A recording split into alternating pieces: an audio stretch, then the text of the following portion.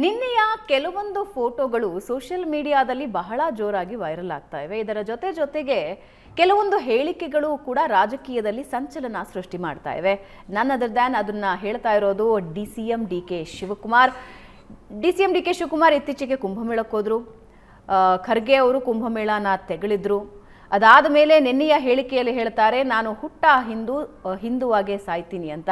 ಅದರ ಜೊತೆಗೆ ಈಶಾದಲ್ಲಿ ಅಮಿತ್ ಶಾ ಅಕ್ಕಪಕ್ಕದಲ್ಲೇ ಚೇರನ್ನು ಕೂಡ ಶೇರ್ ಮಾಡ್ತಾರೆ. ರಾಜಕೀಯ ಸಂಚಲನ ಸೃಷ್ಟಿ ಮಾಡಿದೆ. ಇವತ್ತು ಬೆಳಗ್ಗೆಯಿಂದ ಸೋಷಿಯಲ್ ಮೀಡಿಯಾಗಳನ್ನು ನೋಡ್ತಾ ಇದ್ದೀನಿ.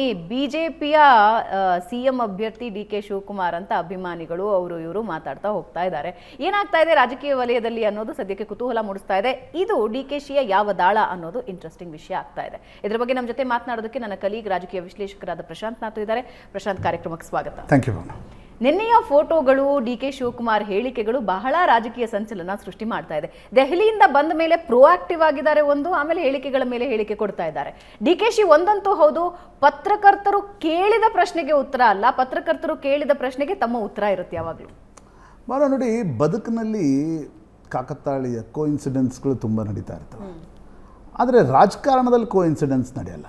ರಾಜಕಾರಣದಲ್ಲಿ ಎಲ್ಲವೂ ಉದ್ದೇಶ ಪ್ರಾಪ್ತಿಗಾಗಿ ಮಾಡ್ತಕ್ಕಂಥ ಆ ಘಟನಾವಳಿಗಳನ್ನು ರೂಪಿಸಲಾಗಿರುತ್ತೆ, ಯೋಜಿಸಲಾಗಿರುತ್ತೆ. Every move definitely.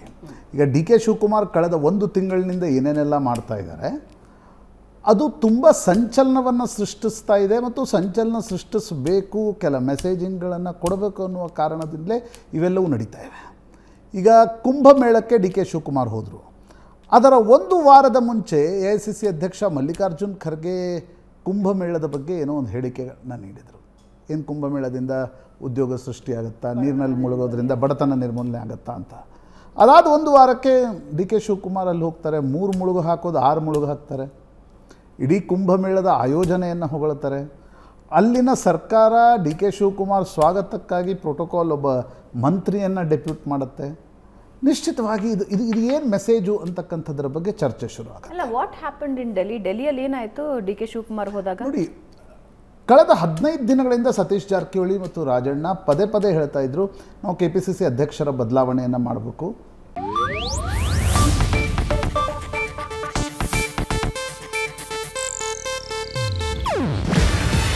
ಇದು ಏಷ್ಯಾನೆಟ್ ನ್ಯೂಸ್ ನೆಟ್ವರ್ಕ್ ಪ್ರಸ್ತುತಿ.